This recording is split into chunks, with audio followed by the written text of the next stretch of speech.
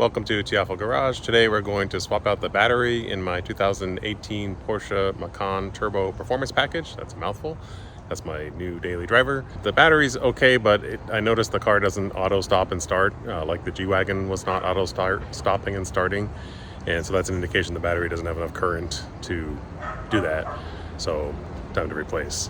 Similar to what I just did in the G-Wagon, the first thing you want to do is connect a 12-volt source to the auxiliary access ports here in the engine, the positive terminal up behind that cover that has a plus on it, and the negative terminal, the dark black one on this lug, connected to a 12-volt source that you can get on Amazon or anywhere else. The next step is to remove this cover and also the spare. Right, Milo? Yeah. Hi, puppy. Oh, it's happy. A good boy.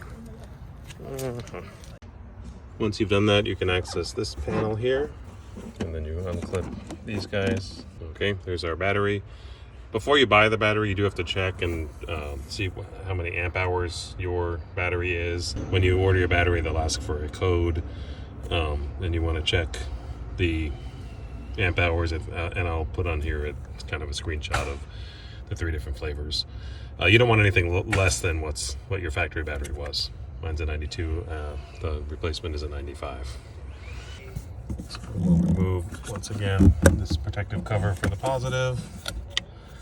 We'll get our 10mm wrench and disconnect the negative first. This too has a vent line that needs to come out. So it turns out you have to loosen these Torx bolts and take out the subwoofer. They're T30 Torx bolts. This is what the subwoofer looks like. I don't know if the Bose looks any different.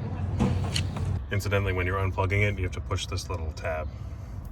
Then we have a 13mm bolt to loosen, which will free up our battery tie strap there.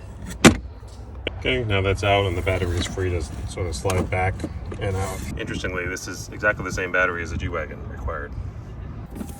When you put it in, make sure it's kind of pushed all the way forward so that the lip of the battery on the other side ends up under the groove down here.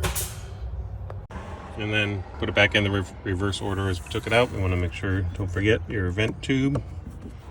You want to make sure to take that factory protective cover from the old battery and put it on the new one here. Of course, you remove this plastic sheath for the negative terminal before attaching that. One other note, at the end of the operation, I tried to push the button to close the rear hatch and it would not close, it just beeped at me. So I guess it doesn't like to auto close when it's been opened and the voltage is changed on the battery, I don't know. But anyway, it was easily fixed by just manually closing the back and then it worked as normal. Thank you for watching Tiafo Garage. We will see you next time. Tiafo Garage.